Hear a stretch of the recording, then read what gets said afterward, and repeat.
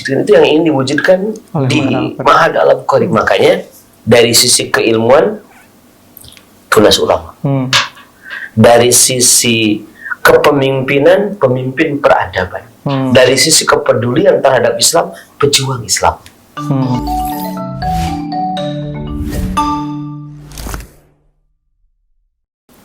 Assalamualaikum warahmatullahi wabarakatuh. Bismillahirrahmanirrahim. Wassalatu wassalamu ala Rasulillah wa ala alihi washabbihi wa wala. Asyhadu la ilaha illallah wa la syarika lahu, asyhadu anna Muhammadan abduhu wa rasuluh. La nabiyya ba'dahu. Alhamdulillahirabbil alamin. Alhamdulillah. Puji syukur senantiasa kita panjatkan pada Allah Subhanahu wa taala, rasa syukur yang tidak terhingga senantiasa kita berikan pada Tuhan kita, Tuhan semesta alam, atas segala nikmat, sehat yang diberikan pada kita. Salam dan salam kita limpah curahkan atas Nabi kita Nabi Muhammad Sallallahu Alaihi Wasallam.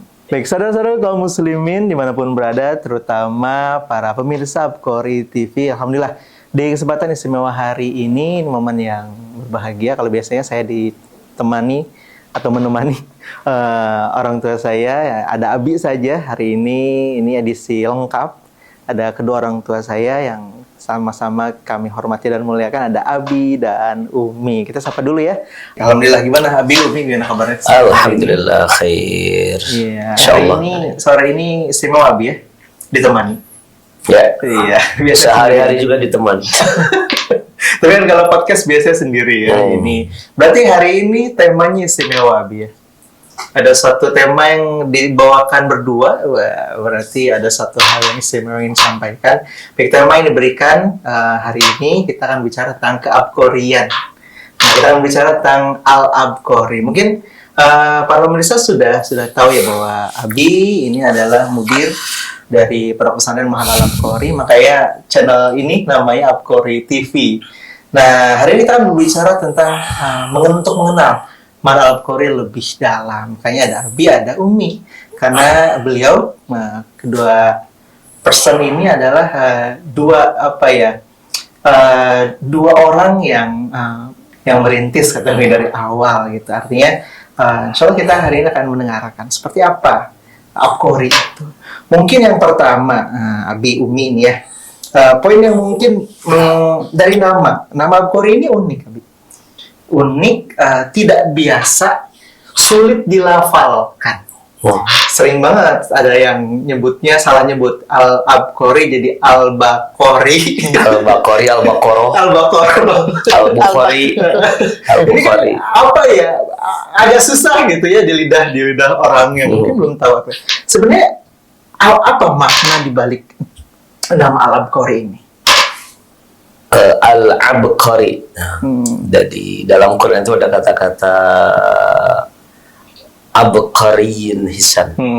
Abqariyin Hisan itu adalah hamparan di surga yang sangat bagus, tidak ada yang menandingi. Jadi hamparan permadani paling bagus. Orang-orang Arab menyebutkan kalau sesuatu yang menonjol nggak ada yang menandingi, maka itu disebut Abqari. Oh gitu. Ya, punya makna yang seperti itu. Fa'iquz zaka, orang yang sangat cerdas, orang yang mubarroz, menonjol, itu disebutnya Abqari. Orang yang al-kamil. Jadi al-kamil fi kulli syai', sempurna dalam segala sesuatu gitu. Yang tidak ada yang menandingi. Beda sendiri. Iya, beda sendiri. Positif gitu. Betul. Sesuatu yang kullu ma yuta'ajjabu min kamalihi wa quwwatihi wa hazikihi. Segala sesuatu yang dipandang menakjubkan dari sisi kesempurnaannya, kekuatannya, kecerdasannya. Itu tuh Abqari. Satu tempat yang tidak dijamah oleh orang lain karena tempat itu menakutkan, itu Abqari. Tempat jin buang anak di sini. Nah, jadi orang Arab itu kalau menyebutkan ada tempat yang di situ ada sesuatu yang tidak sembarang orang datang ke tempat itu, namanya Abqari. Nah, jadi dari situ maka kemudian Abqari itu digunakan oleh orang Arab untuk menunjukkan sesuatu yang menonjol. Ada istilah Abqariyatu Umar. Umar itu adalah orang yang abqari, orang yang menonjol daripada yang lain. Terkait dengan kecerdasan, abqari itu artinya jenius. Orang yang jenius, orang yang punya kelebihan tidak dimiliki oleh yang lain. Gitu, memiliki kelebihan tidak dimiliki oleh orang lain. Kalau dari manusia, al-abqari itu adalah al-mutamayyiz, al-mubriz, alladzi la yafuqu ahadun aw syai'un. Orang yang istimewa. Mutamayyiz itu orang yang mumtaz. Mumtaz itu kalau dalam prestasi itu namanya summa cum laude. Summa cum laude. Summa cum laude. Nah itu abqari. Abqari gitu. Rasul mengatakan terkait dengan Umar itu lam aro abqariyan misla pariyihi. Aku tidak melihat orang yang jenius hebat seperti keabqarian, kepintaran Umar bin Khattab. Jadi yang disebut orang abqari oleh Rasul itu Umar bin Khattab. Nah, gitu. Jadi intinya kenapa kita namakan pondok kita ini al-abqari? Harapannya dari al-abqari ini muncul orang-orang yang beda. Beda dalam arti positif.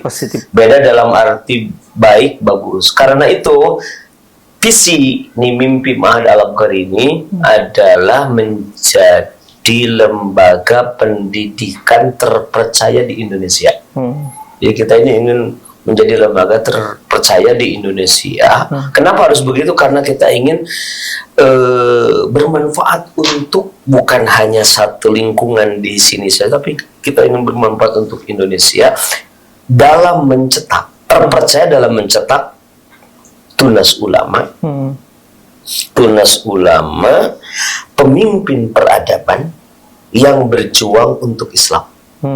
Jadi kalau dikatakan upaya al-abqari supaya menjadikan lulusannya outputnya itu beda adalah satu dilihat dari sisi keulamaan.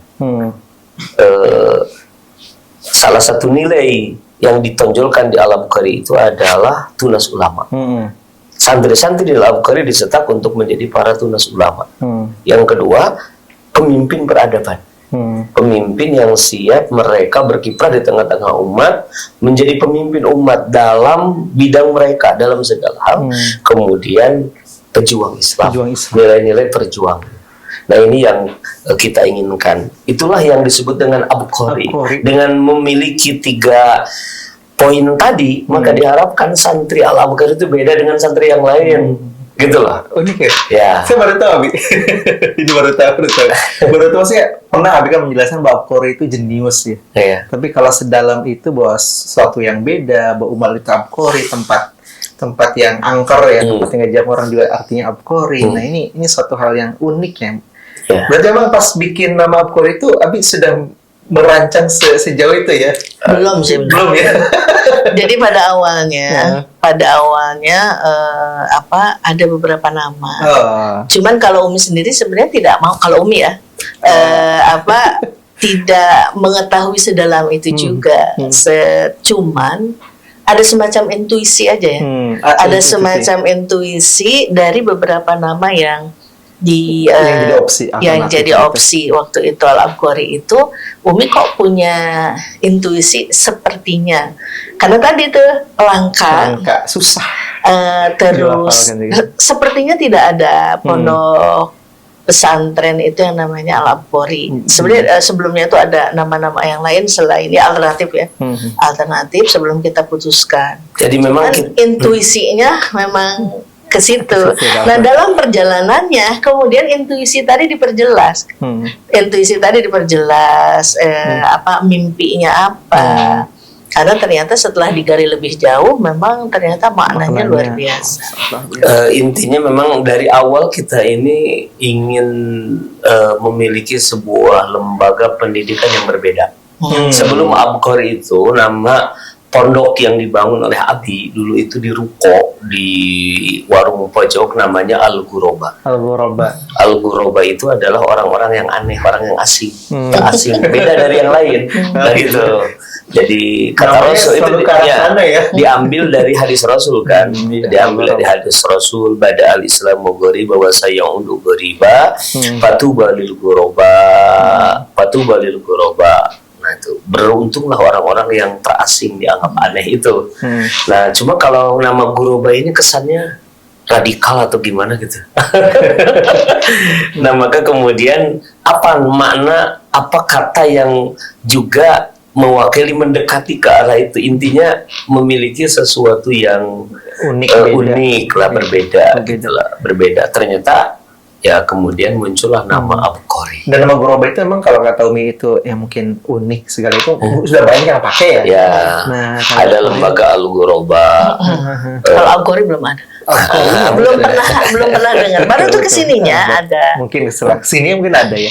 Ada travel namanya Abqari. Suka ada yang ada anak namanya Abqari karena dia orang tuanya suka dengan Abqari. Baik. Jadi kan berarti cerita awalnya adalah ingin membuat sebuah pondok pesantren yang berbeda, yang menonjol. Nah, kemudian kalau misalnya bicara tentang Abqari sendiri, apa memangnya yang menurut Abi Umi yang diceritakan yang hal yang unik yang ingin dibuat dari Al-Abqari itu seperti apa sebenarnya? Abqari itu dari sisi kurikulum itu adalah perpaduan antara kurikulum yang saya pelajari di pondok. Jadi ini betul-betul mengamalkan, mengajarkan, mengamalkan, menerapkan apa yang dulu dipelajari di pondok. Di pondok. Jadi di pondok dulu saya mondok di pesantren Pulau Sari di Limbangan Garut. Sebelumnya di pesantren Sukasari Ngalong tuh. Maka dari situlah kemudian kita merancang gitu. Ini harus seperti apa. Jadi santri itu bukan sekedar untuk menjadi muta'alim. Jadi outputnya itu bukan orang yang sekedar berilmu. Kalau itu udah banyak gitu. Ada universitas hebat ya, ada pesantren-pesantren yang luar biasa hebat.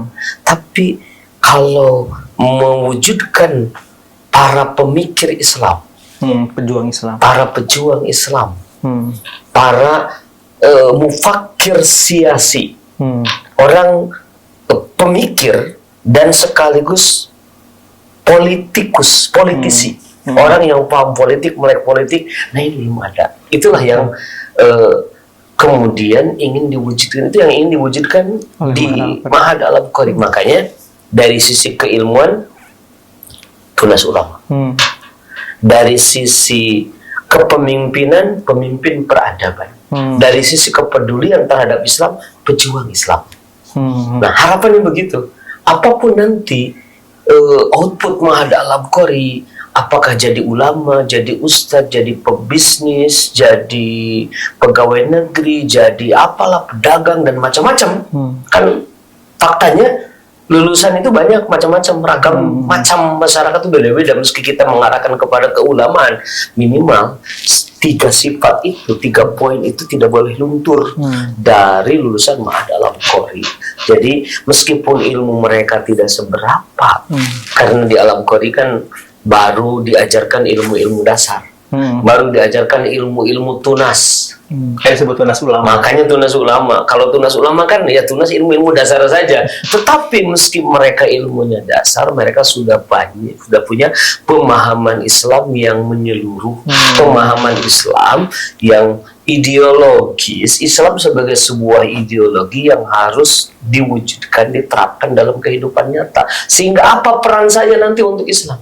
Karena itu di Ma'had Al-Abqari diajarkan anak-anaknya itu untuk peduli dengan keadaan umat, dengan keadaan umat, tidak terlena dengan intelektualitas, tidak terlena dengan Islamologi, mengkaji Islam saja, tidak hanya sekadar mengkaji, tapi apa dari yang kita pelajari ini, apa yang bisa kontribusikan untuk umat. Dan ini sebenarnya sudah dicanangkan oleh para ulama. Misalkan dalam kitab yang masyhur Ta'lim Muta'allim, Syekh Imam Al-Jarnuzi menyebutkan tujuan atau niat seorang pencari ilmu, seorang santri itu harus berniat dengan mencari ilmu. 1, ingin mencari ridho Allah. 2, untuk menghilangkan kebodohan diri dan kebodohan di tengah umat. 3, dengan mempelajari ilmu, dengan menuntut ilmu itu santri harus berniat untuk apa? Untuk melestarikan agama, untuk menghidupkan agama, ihya syariah wa ibqauddin. Itu bahasanya. Menghidupkan syariat dan melestarikan agama. Nah itu sebenarnya. Ya, cuma selama ini kurang menonjol. Maka kemudian Al-Bukhari ingin menonjolkan di aspek itu. Ingin menutup kekosongan yang selama ini mungkin ada. Betul. Salah satunya mudah-mudahan dengan begitu Al-Bukhari menjadi salah satu alternatif pendidikan di tengah-tengah umat. Kita tidak menyebutkan Al-Bukhari terbaik, paling baik. Kita juga tahu diri siapa kita, gitu. Tapi setidaknya Al-Bukhari menyuguhkan ada nuansa lain, ada pilihan alternatif yang ini bisa menjadi alternatif bagi para orang tua yang merindukan kejayaan Islam. Betul. Mereka menitipkan anak-anaknya di Al-Bukhari supaya anak-anaknya itu menjadi anak-anak nanti yang siap untuk menjadi para pejuang, berkontribusilah untuk kebangkitan Islam, kejayaan Islam di masa yang akan datang. Masya Allah, luar biasa sekali. Nah mungkin saya sekarang mau ke Umi ya. Mungkin Bapak pemirsa juga mungkin perlu tahu ya, kalau ada yang unik dari Dwi Tunggal Mahat Al-Bukhari, Abi Umi ini backgroundnya beda. Kalau Abi itu kan pesantren tradisional ya. Kalau Umi ini dari lulusan Universitas Pajajaran dari Unpad. Nah, S1-nya apa Umi waktu itu? Fisika. Saya ingin tanya ke Umi, kalau dari Umi yang Umi bayangkan di masa depan nanti ketika santri Al-Bukhari sudah keluar, sudah menjadi orang hebat, yang Umi bayangkan itu mereka jadi orang seperti apa? Harapan kita sebenarnya output yang sangat kita harapkan itu mereka jadi para ulama tadi, ulama pejuang, ulama amili. Nah cuman ternyata pada perjalanannya kan kita tidak memungkiri memang ada minat-minat yang lain ya. Anak-anak kita itu ada yang calon dokter sekarang, calon apoteker, calon landscape, ya sekarang sudah kuliah, yang sudah pada kuliah itu. Sebagian besarnya. Ada banyak di kelas-kelas sekolah-sekolah informatika. Iya betul. Nah memang kita arahkan ke keulamaan, kita arahkan ke Timur Tengah, bahkan yang di Indonesia juga banyak ya. Tapi ternyata kan ada yang seperti itu. Nah harapannya mereka itu jadi apapun mereka mengambil peran dalam masyarakat, akan tetapi kita harapkan mereka itu tetap menjadi menjadi orang-orang yang berilmu dan juga beramal. Gitu. Jadi apapun profesinya, mereka itu harus menjadi marja di tengah-tengah masyarakat, memberikan solusi, kemudian benar-benar memiliki kontribusi dalam dalam kebangkitan. Ya. Jadi mau jadi apapun, karakter ulamanya tidak hilang, karakter pejuangnya tidak hilang. Iya, betul.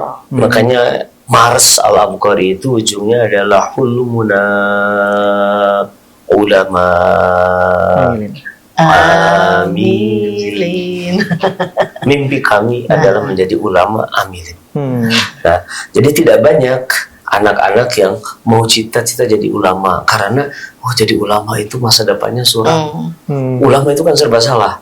Kalau nggak punya ulamanya, nggak punya duit, kata orang tuanya itu makanya jangan jadi ulama tuh miskin. Gitu. Kalau ulamanya punya mobil, kok ulama punya mobil? Serba salah ya. Jadi kita ingin justru mimpi kita ini harus menjadi ulama amilin apapun, gitu loh. Ini penting karena apa yang akan kita dapatkan ini tergantung apa yang kita inginkan, apa yang kita cita-citakan, gitu loh. Kalau takdir Allah, qada Allah jelas, gitu loh. Nah, usaha manusianya itu kita harus punya mimpi yang jelas. Nanti kita ini ke depan mau jadi apa? Nah, Al-Bukhari menginginkan anak-anaknya itu, santri-santrinya itu, mimpinya adalah ulama amirin. Ulama amirin apa? Ulama warasatul anbiya. Ulama yang mengamalkan ilmunya. Ulama pejuang. Amil itu yang bekerja untuk Islam. Bekerja untuk agama. Ulama yang di sisi mereka punya memang karakter keulamaan, punya ilmu. Jadi kalau di Al-Bukhari itu terkait dengan keulamaan ini, Ini sebenarnya ini bisa berjilid-jilid ini karena kita belum membicara dalamannya itu. Ini baru berbicara luarnya saja, kulit-kulitnya saja. Ulama itu di Al-Bukhari satu harus punya karakter keilmuan ulama sehingga harus menguasai para santri dasar-dasar keilmuan Islam. Kemudian yang kedua, ulama itu harus dilihat dari sisi ibadahnya. Ibadahnya harus seperti ibadahnya para ulama. Yang namanya ulama itu bukan hanya orang berilmu, tapi rata-rata mereka itu ahli ibadah. Gitu loh. Di satu sisi mereka banyak tahu, tapi di sisi yang lain mereka adalah orang yang ahli ibadah, sangat dekat kepada Allah. Yang ketiga, adab. Adabnya, attitude-nya, attitude para ulama, adabnya para ulama, moral bahasa. Jadi akhlaknya akhlak ulama. Ini yang ingin kita wujudkan. Ilmu ulama, kemudian ibadahnya seperti ibadahnya para ulama, dan adabnya adab para ulama. Nah ini yang kita inginkan. Karena itu semua nanti kurikulum di Ma'had Al-Bukhari untuk mewujudkan ini. Untuk mewujudkan ini. Kemudian yang kedua ada tadi kata-kata pemimpin peradaban. Pemimpin peradaban ini kan kita ini dimanapun kapanpun harus menjadi pemimpin. Doa kita itu diajarkan oleh Allah, Rabbana hablana min azwajina wa dzurriyyatina qurrata a'yun waj'alna lil muttaqina imama. Gitu. Kita ini berdoa kepada Allah. Ciri ibadur rahman, hamba Allah yang maha pengasih penyayang itu, mereka selalu berdoa, ya Allah jadikan kami. Kami yaitu siapa? Aku, istriku, anak keturunanku, lil muttaqina imama, imam orang-orang yang bertakwa. Jadi harus jadi pemimpin berarti. Bahasa mudah Al-Bukhari itu pemimpin peradaban. Kenapa peradaban? Karena umat itu akan maju dengan peradaban. Pemimpin yang siap nanti berkiprah untuk memajukan umat. Begitu. Nah, dari situ maka di Ma'had Al-Bukhari ada materi-materi kurikulum yang untuk ditujukan untuk mewujudkan pemimpin, jiwa pemimpin peradaban. Gitu loh. Lil muttaqina imam itu seperti apa? Umar bin Khattab radhiyallahu anhu, beliau itu berkata bahwa tafaqahu qabla an tusawwidu. Ada yang mengatakan qabla an tasudu. Pahamilah agama, faqihlah engkau dalam agama, jadilah orang yang faqih dalam agama sebelum engkau memimpin. Itulah. Jadi ada ilmu itu, belajar fikih, belajar Islam itu, belajar semuanya itu agar kita nanti bisa memimpin umat dengan ilmu. Kemudian pejuang Islam. Nah, pejuang Islam itu dakwah, jihad, gitulah. Jadi puncak prestasi seorang muslim dari sisi intelektual adalah menjadi seorang mujtahid. Itu tunas ulama. Puncak prestasi seorang muslim dari sisi perjuangan, dia menjadi pemimpin dan mujahid, menjadi khalifah, menjadi kepala negara, dan ya menjadi orang-orang yang bisa memimpin umat. Kemudian mereka menjadi mujahid, orang yang siap berjuang di jalan Allah, mujahid dakwah atau mujahid di medan perang. Nah, itu yang kita inginkan, yang kita terapkan, sehingga kurikulum itu insya Allah akan mengacu ke situ bagaimana kita meramunya. Nah, Allah Saya masih ada pertanyaan lagi, ya Bimi ya. Ada gini, usia Bukhari kan sekarang kalau dihitung dari 2011 ya, mungkin sudah 15 tahun. 12, 13. Tapi itu kita harus menghitungnya mundur dari 2005. Kasihan ya, karena ada alumni yang pernah mundur di Al-Bukhari. Al-Bukhari buka sekolah itu 2011. Nah, sebelumnya Al-Bukhari itu ada program, ada pondok mahasiswa dan pelajar ya. Pesantren mahasiswa, pesantren pelajar. Nah, baru kemudian kita, karena gini, ternyata kenapa begitu? Dulu itu awalnya gimana nih ceritanya? Mimpinya itu kan, nanti punya santri nggak usah banyak-banyak, nggak usah banyak-banyak gitu. Yang penting berkualitas. Nah, dalam perjalanan ternyata sedikit itu sedikit banyak lulusnya sama capeknya. Sama Capeknya capeknya, sama. mikirnya sama capeknya, Oke. kurikulum sama capeknya. Kemudian juga kalau sedikit, nanti alternatifnya tambah sedikit. Tapi kalau banyak, misalkan kalau santrinya ada 1.000, nah 50% yang sesuai dengan harapan berarti lumayan 500 tuh. 500. Nah, coba kalau santrinya hanya 50, berarti 50%-nya 25. Nah gitu loh. Tapi santri Abi sesuai harapan semua. Amin. Jalannya masing-masing. Amin, insya Allah gitu lah. Ya kan faktanya juga ada Betul. gitu, ada yang Pasti ada dalam perjalanan. gitu. Yang semuanya insya Allah kita upayakan santri sesuai dengan harapan. Tapi kan faktanya juga setiap orang berbeda-beda, tergantung latar belakang, tergantung lingkungan dan yang lain-lainnya. Sehingga kemudian dibesarkanlah mimpinya. Ya sampai sekarang Alam Qori masih terus bermimpi, mengejar mimpi, Membangun mimpi. membangun mimpi. Memperbaiki. Ya kita hari ini sedang memperbaiki kurikulum, bagaimana agar pendidikan itu terwujud. Pokoknya 3 nilai utama itu tidak boleh hilang. Gitu. Semua kalau ada perubahan-perubahan itu ya itu hanya dari sisi bukan konten intinya, tapi ini kurangnya dari sisi teknisnya, metodologinya, atau macam-macam manajerialnya dan yang lain-lainnya. Kita mohon doanya nih dari para pemirsa, Alam Qori bisa memenuhi harapan umat, ya, harapan orang tua yang ingin menitipkan anaknya di Alam Qori untuk dicetak menjadi tunas ulama, pemimpin peradaban yang siap berjuang untuk Islam dan kaum muslimin. Baik. Iya. Satu pertanyaan mungkin penting bagi para pemirsa semua ya. Apalagi kan ada di usia yang sudah lumayan banyak melahirkan lulusan gitu. Maka berbeda dengan pesantren baru. Biasanya pesantren baru, sekolah baru biasa menjual harapan. Karena kan belum ada outputnya gitu. Apalagi kan sudah ada di usia yang sudah waktunya untuk memberikan bukti ya. Nah, kita bicara tentang lulusan ideal Alam Qori itu biasanya kebanyakan kemana Abi dan kenapa harus sana gitu menurut idealnya Abi? Ini pasti penting buat orang-orang dari Alam Qori terus kemana gitu. Sesuai dengan core Alam Qori ketunas ulamaan, maka kita sebagai guru merekomendasikan anak-anak itu meneruskan ke jenjang pendidikan Islam, perdalam ilmu keislaman, baik di pesantren ataupun universitas dalam negeri ataupun luar negeri. Nah gitu. Jadi kita rekomendasikan itu. Karena itu sekarang ini alhamdulillah lulusan Alam Qori ada yang di pesantren, melanjutkan pesantren lagi. Ada tuh beberapa lulusan yang mengikuti pesantren-pesantren tertentu. Ada yang di universitas Islam ya, di UIN banyak di Indonesia ini. Ada juga ternyata lulusan Alam Qori yang di universitas umum. Ada Mi ya? Ya tadi yang udah disebutkan. Dan juga apoteker.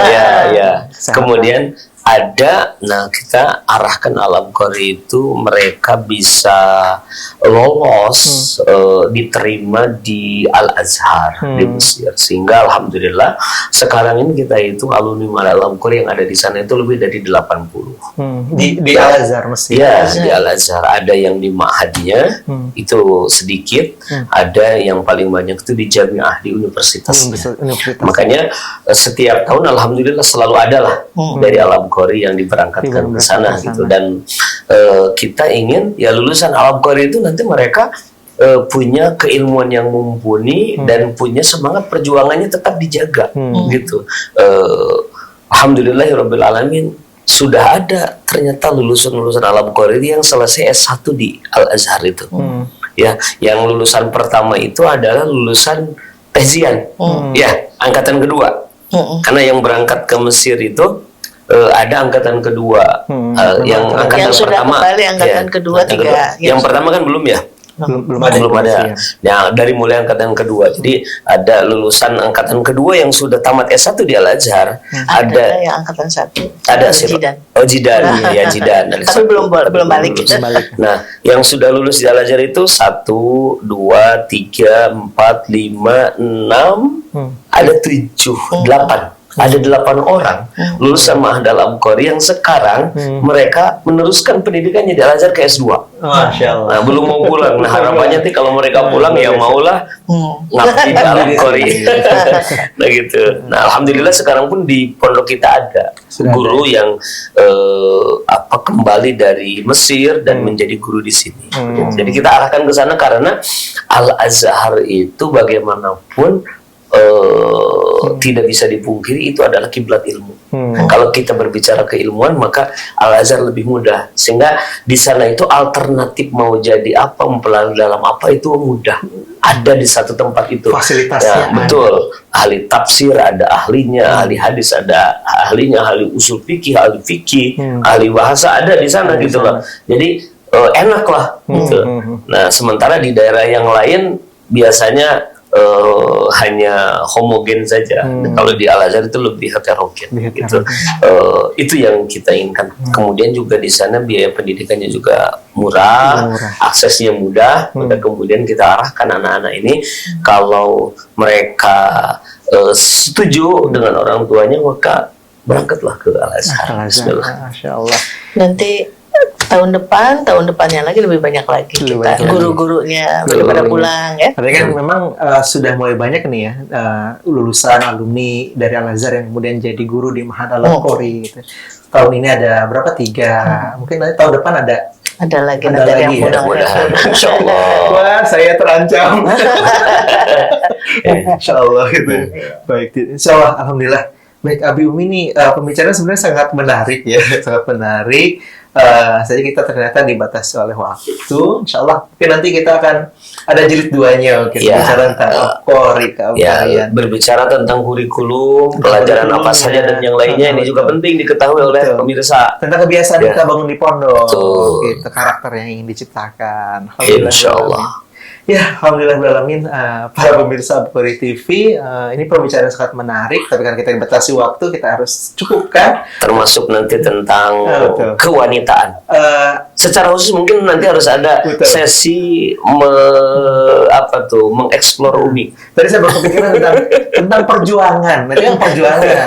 Apa kurikulum di Al-Bukhari yang itu mengarahkan saya untuk menjadi pejuang di ke depan insya Allah. Alhamdulillahirrahmanirrahim. Baik, terima kasih Abi, terima kasih Umi untuk kesediaan waktu yang menyampaikan informasi yang menarik untuk kita semua.